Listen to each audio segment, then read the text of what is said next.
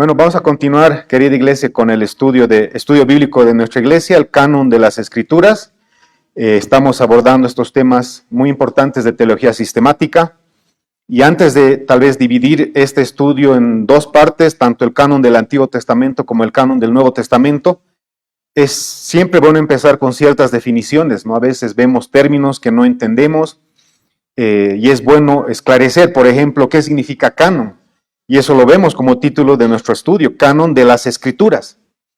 Literalmente o de una manera, si vamos a un diccionario, vamos al original incluso de la palabra canon, significa una vara de medir. A su vez también este término es utilizado, como bien dicen varios autores, metafóricamente, para mostrarnos una manera de comportarnos, un estilo de vida que lleva una persona.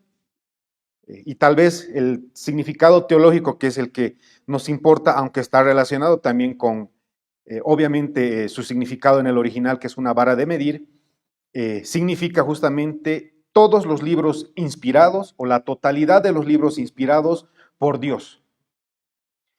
Como todos sabemos, nosotros tenemos nuestras Biblias y en nuestras Biblias existen 66 libros. Entonces, prácticamente esos libros, los 66, vienen a ser el canon de las Escrituras. Son los libros, y solo esos los libros, inspirados por Dios.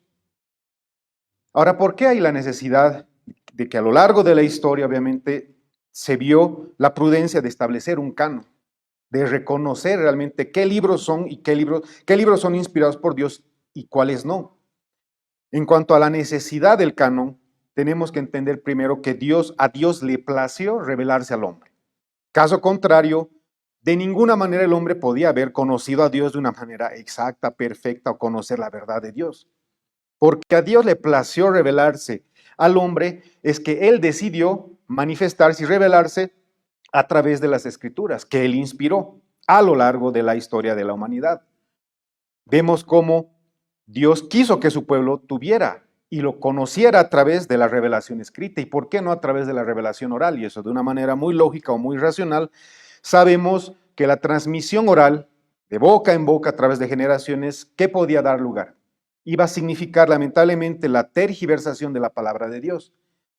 Es por eso que a Dios le plació revelarse, y eso fue a través de sus escritos, de los escritos que Él inspiró. Vamos a un poco más adelante aclarar esos significados de la inspiración y de la escritura. Pero Dios quiso, le plació, y la necesidad para el hombre fue tener la palabra escrita, y Dios vio pertinente y necesario que su pueblo tuviera la palabra de Dios, que el hombre tuviera la palabra escrita de Dios, y de ahí comenzara la conservación, la preservación de su palabra a lo largo de la Escritura. Y aquí sí es algo de manera general que podemos señalar que Dios estuvo en control, en supervisión, en preservación de su Escritura. Porque muchos afirman, y a veces cuando uno trata y está explicando tal vez ciertas preguntas que son válidas de personas que no conocen a Dios, tal vez a quienes estamos predicando el Evangelio, o incluso personas que quieren saber un poco más de la palabra, nos dicen, pero a ver, Génesis supuestamente es escrito 1400 años antes de Cristo. ¿Cómo ha sido preservado la palabra, no es cierto, sin tergiversaciones, sin cambios, hasta nuestros tiempos? Obviamente ha sido una acumulación desde el año 1400 antes de Cristo aproximadamente hasta la actualidad, tanto los libros del Antiguo como del Nuevo Testamento, teniendo instrumentos humanos. Dios utilizó instrumentos humanos que han transmitido su palabra, ¿no es cierto?, a través de las copias. Pero detrás de todo ese proceso de acumulación de la palabra, y vamos a ver Antiguo y Nuevo Testamento, está la mano de Dios. Él obviamente es Dios y puede hacer lo que Él quiera, y obviamente Él ha decidido preservar su escritura, desde el primer libro hasta el último libro. Un proceso de preservación, de conservación, de cuidado incluso de la escritura. Entonces vemos que Dios cuidó obviamente esta escritura desde el primer libro hasta el último libro. Dios preservó los manuscritos sagrados, y aquí hay un término que debemos saber. Obviamente aquí estamos lanzando y vamos a lanzar mucha información. Los autógrafos, ¿qué son los autógrafos? Los autógrafos obviamente son los manuscritos originales en los que escribió Moisés, Jeremías, Pablo, etcétera, etcétera. Y esos han sido obviamente preservados a lo largo de los tiempos a través de las copias. Primero obviamente a través de los escribas y después a través de los masoretas en el caso del Antiguo Testamento. Y en el Nuevo Testamento, como vamos a ver un poco más adelante, las copias a través de la iglesia primitiva. El canon de las Escrituras, el tener establecido y ya establecido, como vamos a ver, tanto el Antiguo como el Nuevo Testamento a través de todo un proceso, es importante porque nos permite ¿qué? Reconocer y saber el límite de qué es inspirado y qué no. A lo largo de la historia de la humanidad se han producido millones y millones de escritos. Y obviamente tener el canon de las Escrituras como lo tenemos hoy en día, los 66 libros, nos permiten determinar que solo esos son los libros inspirados por Dios. Vamos a ver los criterios que se han utilizado especialmente en el Nuevo Testamento, de cómo se llegaron a esos 27 libros del Nuevo Testamento y los 39 del Antiguo Testamento, de una manera muy general, obviamente por el tiempo. Comenzando por el Antiguo Testamento, debemos reconocer que la palabra es escrita por los profetas de Dios, instrumentos humanos que Dios escogía, que hablaban de parte de Dios, eran representantes de Dios. Por eso vamos a ver a lo largo de las escrituras del Antiguo Testamento expresiones como palabra de Jehová vino a mí, porque habla Jehová, así dice Jehová, como vi en la visión y escribí de parte de Dios. He puesto mis palabras sobre tu boca, etcétera, etcétera, etcétera. Incluso aseveraciones y declaraciones de que esas palabras escritas se las guardaran para que las meditemos, como está en Josué 1:8 hacia adelante. Como vemos en Jeremías, prácticamente casi el primer capítulo hasta el segundo capítulo, vemos muchas de esas expresiones. Ahora muchos me dirán, pero ¿cuántos decían hablar de parte de Dios y eran falsos profetas? Muchos. Obviamente hay un límite y el límite era que la palabra del profeta se cumplía. Pero no quiero ahondar ese tema, lo que sí quiero mencionar es de que en el Antiguo Testamento eran los profetas los que dejaron plasmadas las escrituras del Antiguo Testamento. ¿Cuántos libros son en el Antiguo Testamento? 39 libros. Ahora, debemos tener la seguridad de que estos 39 libros son los que manejaban incluso el pueblo judío, la Biblia hebrea, el Tanaj. ¿Quién más que ellos saben cuántos libros y qué libros son inspirados por Dios y Dios les ha dado? Obviamente el pueblo judío. Después cambiado, aumentado por la llamada Iglesia Romana Católica. Vamos a tocar un poco de ese tema. Pero debemos saber que la Biblia hebrea, ¿no es cierto?, reconoce los mismos 39 libros que nosotros tenemos compilados en nuestras Biblias a la traducción nuevamente al español. Pero con la diferencia de que en la Biblia hebrea estos 39 libros estaban agrupados de una manera diferente, eran 24 libros. Ahora, ¿qué agrupación diferente? Los libros son los mismos. No hay ninguna distinción, sino por ejemplo de Primera y Segunda de Reyes era un libro. Primera y Segunda de Samuel era otro libro. Esdras y Nehemías solo era un libro. Entonces, de esa manera, la Biblia hebrea reconocen 24 libros. En la actualidad, por el tema de la distribución de la organización, en nuestras Biblias tenemos 39, pero son los mismos libros. Ahora, como bien afirma el autor, la primera manifestación de este escrito del Antiguo Testamento son los 10 mandamientos, ¿no?, que dice que forman el principio del canon bíblico y después en el tiempo se fueron agrupando, se fue aglutinando todo el Antiguo Testamento. ¿Hasta cuándo? Y ese es el límite importante que debemos conocer de una manera muy resumida estoy exponiendo. ¿Esto por qué? Porque lamentablemente después del periodo del último profeta, ¿cierto?, ese silencio entre cánones, por así decirlo, entre el Antiguo y el Nuevo Testamento, que es aproximadamente unos 400 años desde Malaquías hasta Juan, Juan el Bautista, había un silencio donde ya no existían profetas y donde vamos a ver justamente los propios libros llamados apócrifos deuterocanónicos reconocen que no habían profetas. Lamentablemente, el canon del Antiguo Testamento ha sido modificado, aumentado por la llamada Iglesia Romana Católica o Católica Romana, aumentando libros que, como vamos a ver, esos mismos libros se desacreditan a sí mismos. Pero lo que quiero iniciar antes de saber de que el canon que tenemos es el canon dejado por Dios, el tiempo de producción de este canon. como bien decíamos al inicio, 1400, 1450 antes de Cristo hasta el año 430. Ese es el margen de tiempo que manejó incluso el propio pueblo judío para reconocer qué escritos eran y no inspirados por Dios. Después, obviamente, ese lapso de tiempo y ese inicio del silencio donde ya no iba a existir palabra de Dios, ya no existían profetas, ha sido reconocido por historiadores del primer siglo, ¿no? Desde Eusebio, Josefo, incluso el pueblo judío, como bien les decíamos. Después de la destrucción incluso del templo en el año 70, el pueblo judío continuó rechazando los libros apócrifos o deuterocanónicos. Ese segundo canon que la llamada Iglesia Romana Católica aumentó allá por el siglo XIV, en el Concilio de Trento. 1546, hasta un par de años duró ese concilio, donde la Iglesia Romana, de una manera muy como una rabieta en contra de la reforma, decidió aumentar algunos libros y llamarlos canónicos, prácticamente. Ya vamos a ver cómo esa lista y ese agregado de libros se desacredita a sí mismo.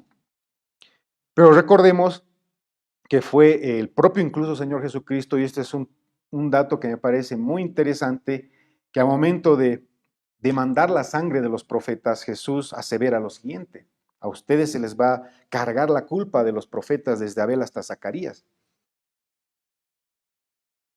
El Antiguo Testamento o el Tanaj hebreo reconocía como último libro a Segunda de Crónicas. Y es interesante que Jesús sabía eso obviamente, que habla de Abel a Zacarías, y Zacarías es mencionado en el segundo libro de Crónicas. Prácticamente muchos autores afirman que Jesús está mencionando y aseverando de que ese es el lapso de tiempo de los profetas del Antiguo Testamento, aunque obviamente iba a haber ese silencio y después iba a preparar el camino el profeta Juan el Bautista. Pero muchos reconocen incluso esa declaración, cerrando el tiempo de producción del canon del Antiguo Testamento, ¿no es cierto?, que se cerró en el canon hebreo en Segunda de Crónicas, que es su último libro, y en el nuestro, Malaquías que ha sido escrito, como dicen bien los autores, el año 430 aproximadamente. Entonces, a partir de ese tiempo hacia adelante, ya no existía palabra de Dios inspirada. El pueblo judío, antes, incluso después de esa época, ya no reconocía a profetas. Es más, estaban clamando porque vinieran profetas, hasta que obviamente vino Juan el Bautista, que preparó el camino para el Señor.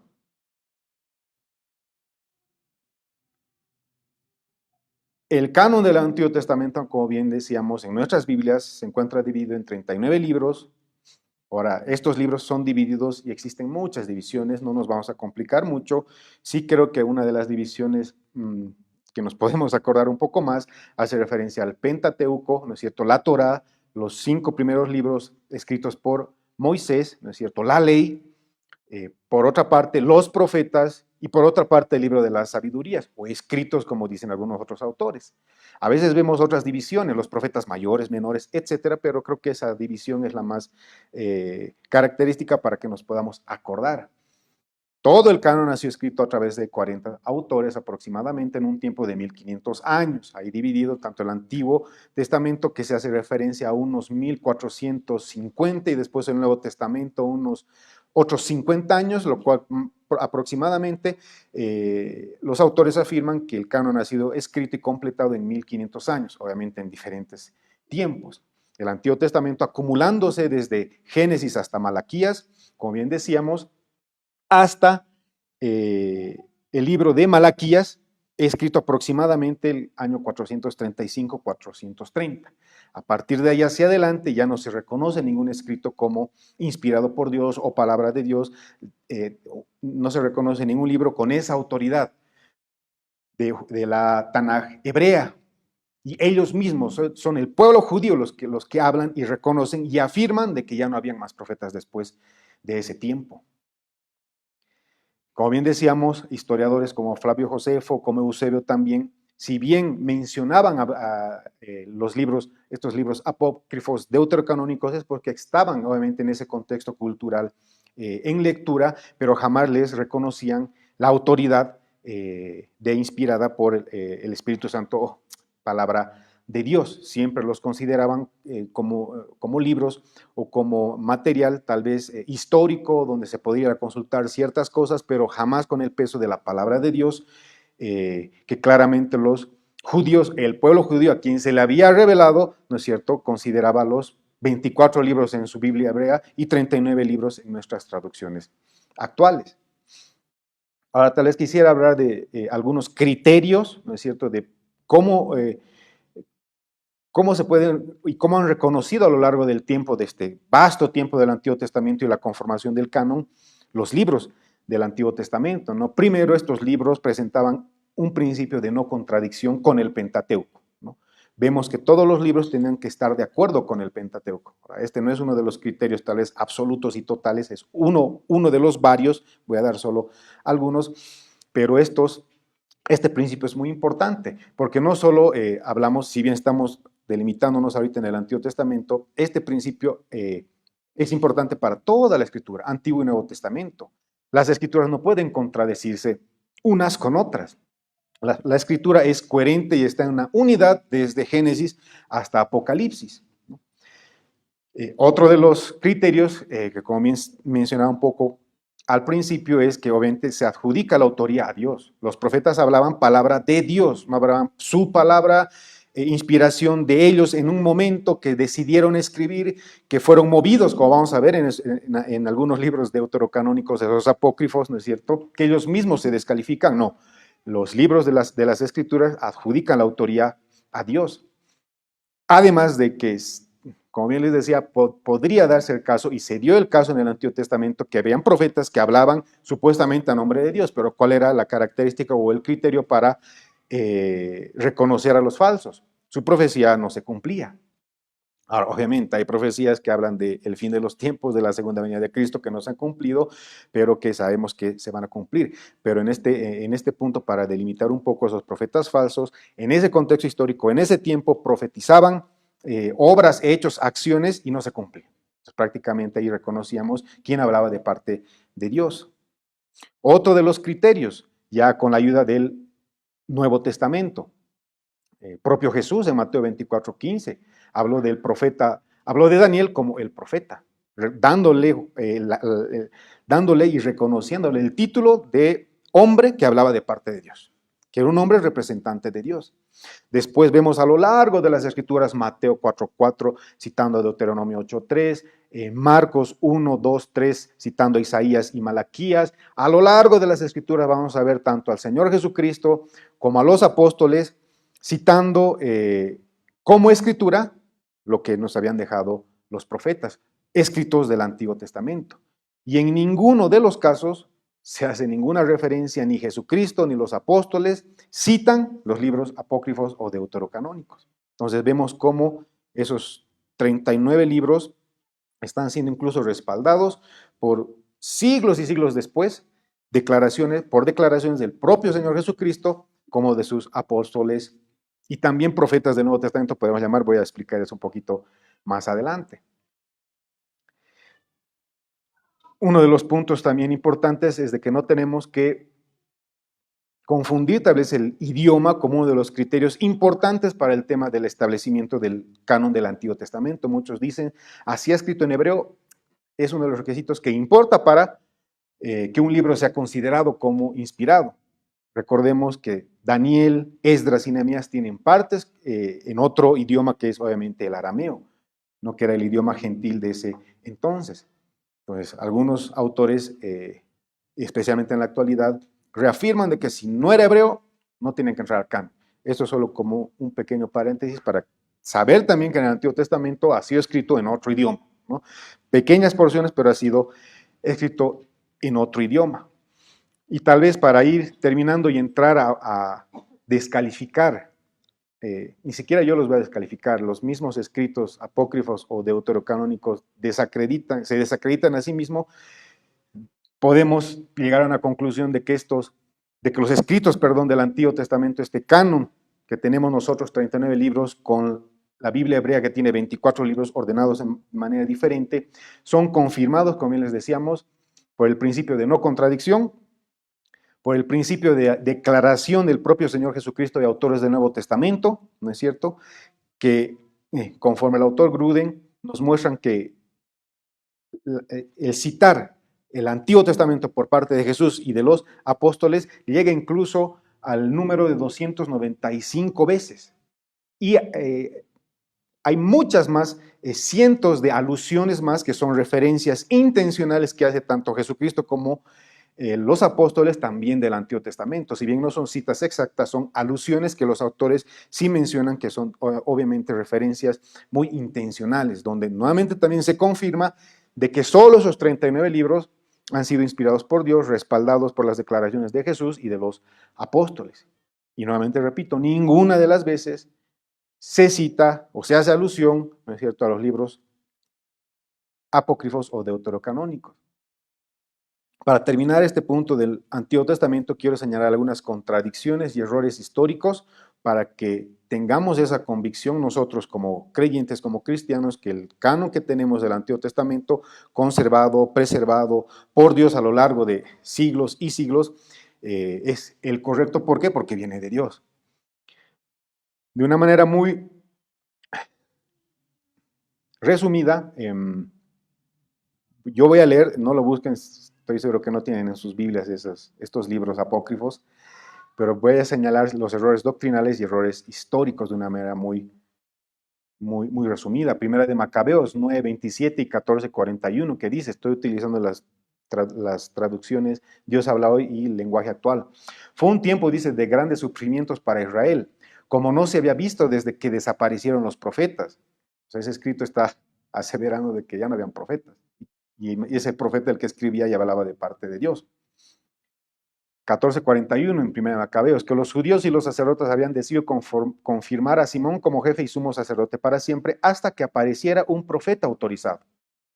Y hemos señalado que obviamente una de las características del canon del Antiguo Testamento es que fueron los profetas los que obviamente nos dejaron la palabra de Dios, porque ellos actuaron como representantes intermediarios con Dios que nos dejaron y hablaban la palabra de Dios. Segunda de Macabeos 15:37 al 38, dice, así concluye la historia del gobernador Nicanor y así termina también mi narración.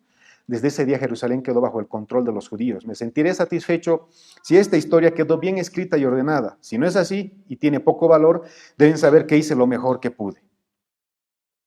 Y para no seguir leyendo la última frase, con esto doy por terminada mi obra. O sea, prácticamente él dice, esto es una obra humana, si lo he hecho de una manera correcta, bien, si no, también, espero haberme hecho entender, etc. ¿Estas declaraciones poder tener la palabra de Dios? Por supuesto que no. Segunda de Macabeos también 12, 43, 45, dice, después recogió unas 2,000 monedas de plata y las envió a Jerusalén para que se ofreciera un sacrificio por el pecado y su acción noble y justa con miras a la resurrección. Si él no hubiera creído en la resurrección de los soldados muertos, hubiera sido innecesario e inútil orar por ellos. Pero como tenía en cuenta que los que morían piadosamente los aguardaba una gran recompensa, su intención era santa y piadosa, por esto hizo ofrecer ese sacrificio por los muertos para que les perdonara su pecado. Vemos un cierto inicio de las indulgencias, ¿no? de dinero a cambio de la salvación y mucho más, tal vez de muertos saliendo del purgatorio, otra de las enseñanzas contrarias a toda la escritura. El prólogo, por ejemplo, de Eclesiástico, no lo voy a leer, pero prácticamente lo que nos refiere que ha sido un libro escrito por el abuelo del autor que está escribiendo Eclesiástico, y dice que él fue movido a escribir ese libro. Su voluntad, su deseo, sus ganas de escribir dieron lugar u origen a ese libro. Obviamente no se hace referencia a que Dios habló por parte de un profeta, ¿no es cierto?, palabra de Dios, etcétera, etcétera. Vamos a otros de las contradicciones doctrinales en Tobías 6, 7, 9 y también 4, 9, 11. Tobías le preguntó al ángel Azarías, ¿qué enfermedad se pueden curar con hiel, el corazón y el hígado de pescado? El ángel contestó, cuando un espíritu malo o un demonio ataca a una persona, se queman delante de esa persona el corazón y el hígado, y nunca más le vuelven a atacar. O sea, prácticamente vemos cierto grado de hechicería, brujería, prácticamente en estos escritos, contradiciendo toda la escritura, tanto del Antiguo como del Nuevo Testamento. Tobías 4, 9, 11. Vemos nuevamente de dinero por salvación. Haciéndolo así estarás ahorrando un tesoro precioso que te servirá, dice, cuando pases necesidad. porque la limosna libra de la muerte e impide que el hombre caiga en las tinieblas. Dar limosna es hacer una ofrenda agradable al Altísimo. Continuamos con capítulo 12:9. Dar limosna salva de la muerte y purifica de todo pecado. Los que dan limosna gozarán de larga vida. Una contradicción total a la salvación por gracia, por la fe. Hasta esa vez sabemos que es un regalo de Dios y es la fe en Cristo. Acá prácticamente todos estos versículos son utilizados por la llamada Iglesia Romana Católica. ¿Para qué? Para justificar sus falsas enseñanzas, ¿no es cierto? A lo largo de la historia y que contradicen toda la Escritura. Sabiduría 9:18, ¿no? Contradiciendo nuevamente, ¿no? de la depravación total del hombre, que la salvación es solo por la fe, que es por gracia, es un regalo de Dios. Nos dice así: gracias a la sabiduría, dice, la humanidad ha podido hacer lo bueno. Gracias a la sabiduría hemos aprendido a obedecerte. Gracias a la sabiduría los mortales nos salvamos. Ni comentar, ¿no es cierto?, la total contradicción con toda la Escritura, atacando ese principio de coherencia que mantiene una unidad desde Génesis hasta Apocalipsis. Judith, para terminar, y Baruch, vamos a con eso dar por concluido el canon del Antiguo Testamento para entrar al Nuevo Testamento. Un error histórico. Nabucodonosor, rey de Asiria, cuando Nabucodonosor, conforme Segunda de Reyes 24, era rey de Babilonia. Otra mentira, un error. Los libros inspirados son inerrantes e infalibles, no tienen error alguno, ni cultural, ni científico, no tienen ningún error, como se va a ver en el tema pertinente, no quiero adelantarme, mostrando de que estos escritos obviamente tenían errores, eran creación humana.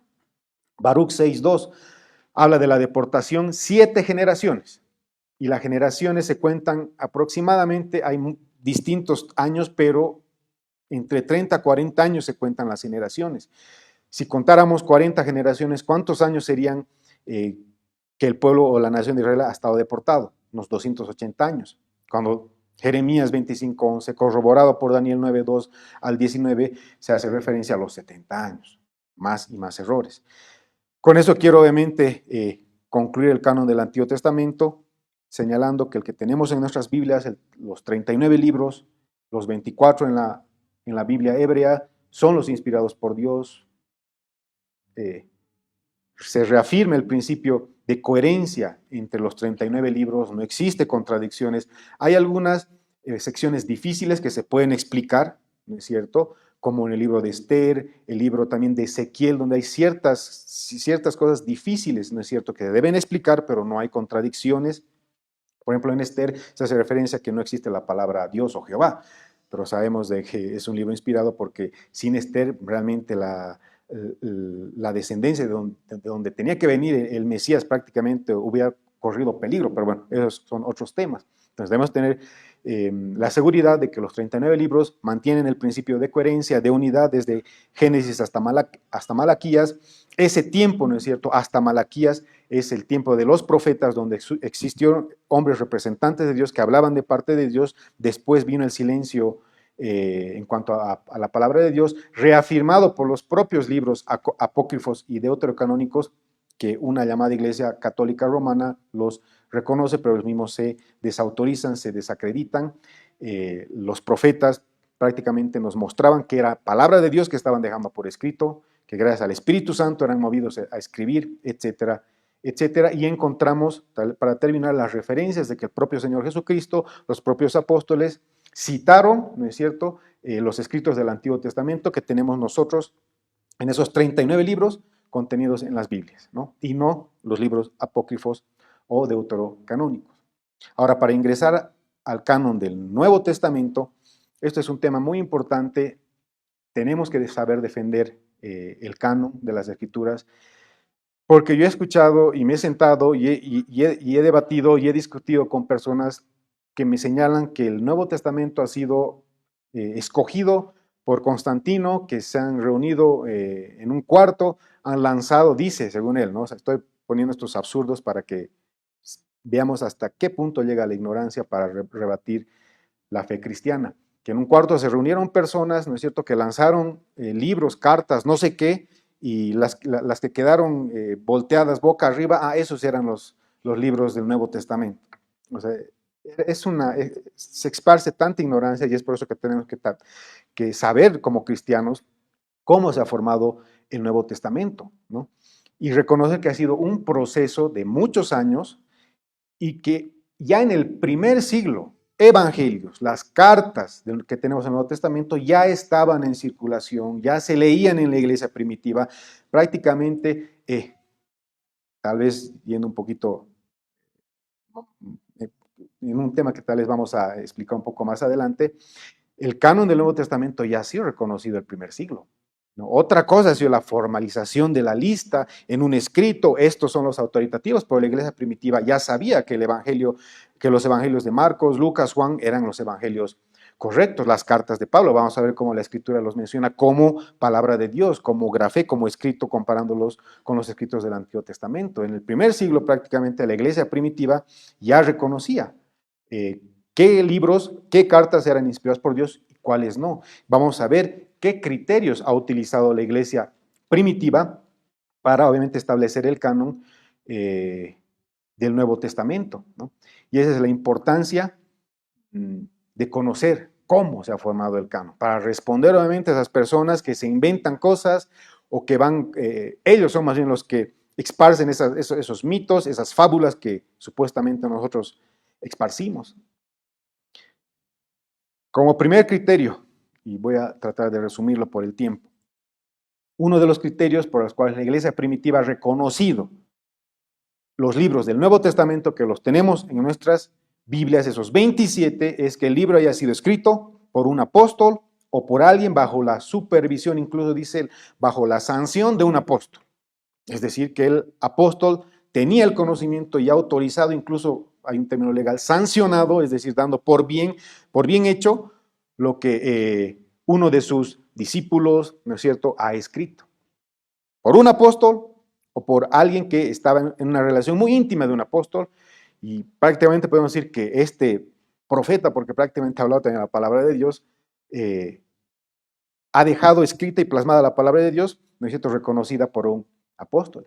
La iglesia primitiva tenía la fortuna de poder gozar, obviamente no con todos los apóstoles, con el tiempo fueron siendo asesinados y murieron, pero tenían la autoridad para hablar de parte de Dios, el Señor Jesucristo, en el Evangelio de Juan, lo que vamos a basar tal vez un poco más adelante con el acá dijo apóstol Álvaro, con el pastor Álvaro, es que nos va a enseñar, ¿no es cierto?, en el Evangelio de Juan, en cuanto a que el Espíritu Santo les iba a recordar a los apóstoles, ¿no es cierto?, la verdad, y la iban a dejar escrita. Prácticamente, ¿quién se puede acordar? A ver, yo me pongo a pensar todo el Evangelio de Juan, ¿alguien puede grabárselo de memoria? Puede que sí. Yo conozco realmente personas, incluso en colegio, a mí me gustaba mucho memorizar libros, pero pregúnteme si pasado 2 meses, un mes me acordaba de algo que me había memorizado. Imposible. ¿Cómo los evangelios, cómo Juan se acordó de todo? ¿No? Eso es realmente la inspiración del Espíritu Santo, ¿no es cierto? Juan siendo un instrumento por Dios. Entonces los apóstoles tenían la autoridad, aparte de que habían vivido, Jesús les había enseñado, tenían el poder del Espíritu Santo, nos ha dejado la palabra de Dios. Pero también los discípulos de estos apóstoles, por así decirlos, ¿no es cierto?, personas que estaban en una relación muy estrecha como Marcos, con Pedro, como Lucas, con Pablo, también nos han dejado escritos. Y estos escritos han sido considerados palabra de Dios, incluidos dentro del canon del Nuevo Testamento, porque justamente se reconocía esa relación entre el apóstol con la persona que había escrito, ¿no es cierto?, ya sea el libro o sea la carta. En la iglesia del primer siglo, el Evangelio de Marcos era conocido como el Evangelio de Pedro, según Pedro. Entonces vemos de que sí hay realmente este reconocimiento a lo largo de los años en el segundo, prácticamente en la segunda mitad del siglo primero, de los evangelios y de las cartas. La iglesia ya había reconocido de una manera muy amplia, no todos, varios, pero a nivel de decir el 80% de los libros, solo algunos han tenido cierta duda, pero por el celo de tener un cuidado para establecerlos al canon, no es de que habían contradicciones, etcétera. Lo voy a explicar un poquito más adelante, pero la iglesia reconoció los evangelios y varias cartas en el primer siglo. ¿Por qué? Porque ha sido escrita por un apóstol, por alguien con una relación muy cercana. La iglesia conocía que prácticamente eran como compañeros de vida, que salían y viajaban y predicaban el evangelio y sabían que ese evangelio había sido hasta autorizado, si vale el término, sancionado por un apóstol, ¿no? O en cuanto incluso el libro de Hechos, Lucas, su relación con Pablo.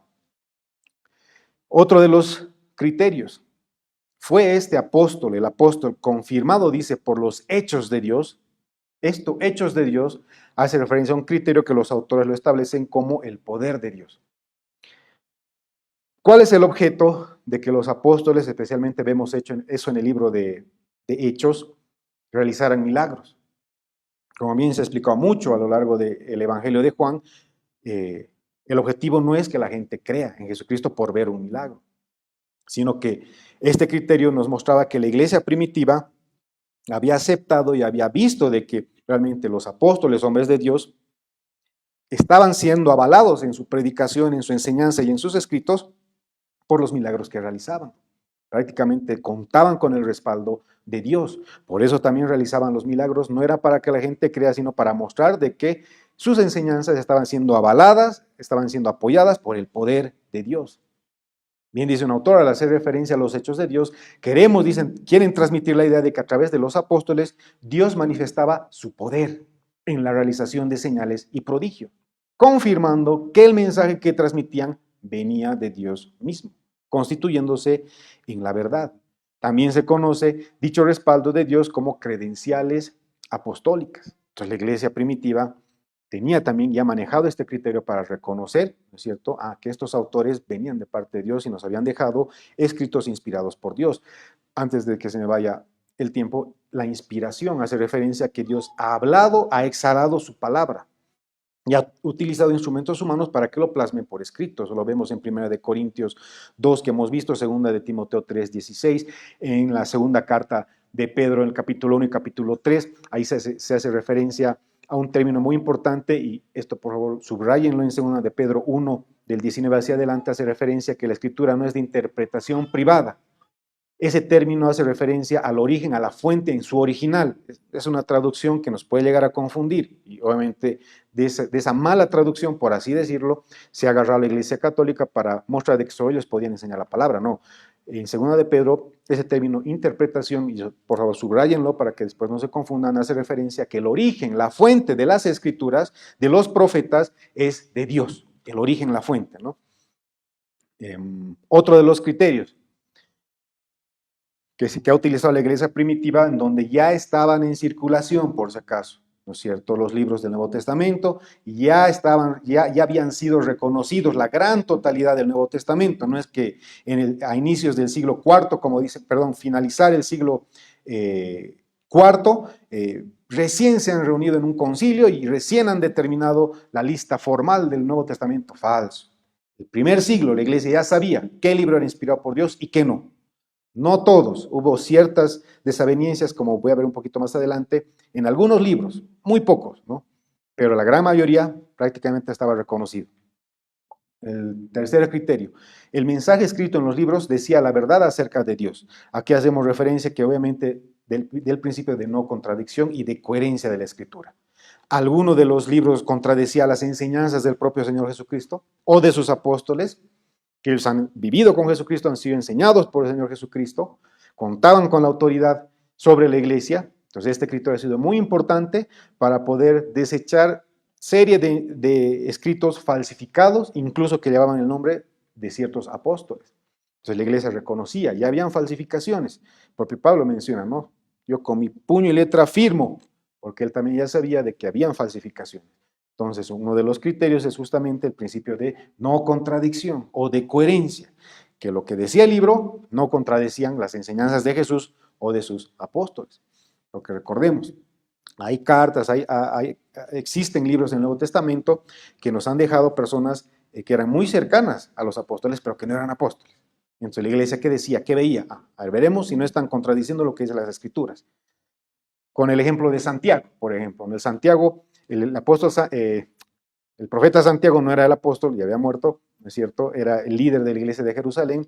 ¿Qué enseña? La salvación, dice, es por fe, pero la fe sin obras es muerta. Entonces, la iglesia primitiva, tal vez para tocar, sí, ahí está un punto de un libro que han tenido cierta discusión, señalaba y ha tenido cautela en aprobar Santiago. Después, obviamente, lo ha reconocido. ¿Pero por qué? Porque Pablo nos hablaba de la justificación por la fe. Santiago nos habla de la fe sin obras es muerta, entonces no hay salvación. Entonces, ahí se tomaron un poco el tiempo para estudiar, no es que sea contradicción, sino que debemos un poco escudriñar la palabra. Pablo está hablando de la justificación de Dios que nos da por la fe en Cristo. En Santiago de lo que se habla es de la evidencia de que una persona que se dice ser creyente va a mostrar con sus acciones. Por eso la fe sin obras es muerta. Entonces yo voy a evidenciar a mi prójimo, ¿no es cierto?, que he recibido la justificación por fe, ¿no es cierto?, a través de mis obras. La fe sin obras es muerta. Entonces hay ciertas explicaciones que tal vez se han demorado un poco para aceptar Santiago, pero lo han aceptado. Lo mismo con Segunda de Pedro, con las cartas de Juan, con Apocalipsis. Obviamente por el tiempo no vamos a dar ciertos ejemplos, pero han sido aprobadas. Después también con la carta de Hebreos.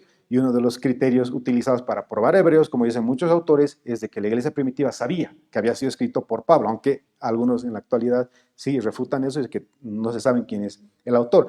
Pero la iglesia primitiva, y esto sí está respaldado por muchos autores, si lo ha incluido en el canon, aparte de que obviamente había un principio de no contradicción, de coherencia, si vemos, por ejemplo, Corintios con Hebreos, justamente lo que se está exponiendo en la iglesia, vemos prácticamente casi lo mismo en cuanto a las enseñanzas, algunas enseñanzas, y la iglesia primitiva, como bien decíamos, también incluyó en el canon, tomando como un criterio importante que ese había sido el autor Pablo.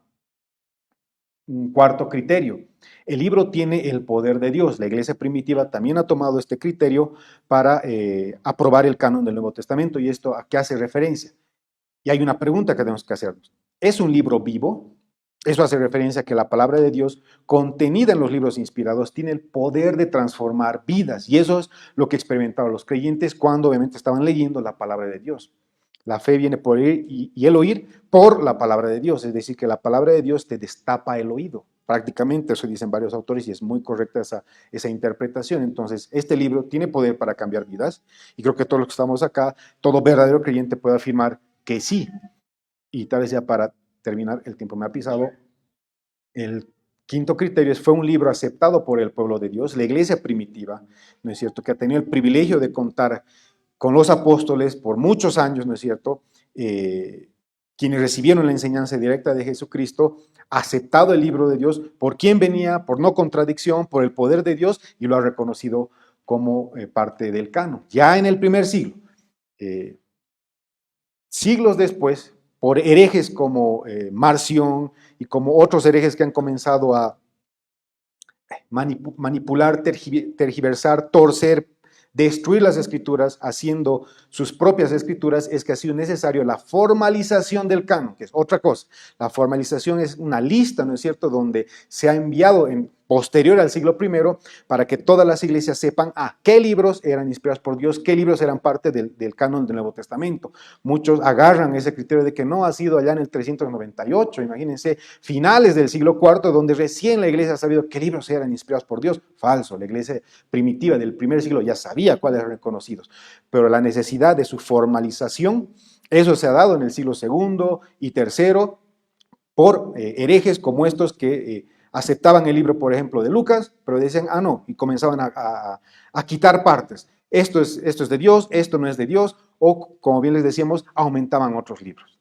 Tal vez para poder resumir. Por el tiempo, espero que nos haya ayudado esta breve exposición del canon.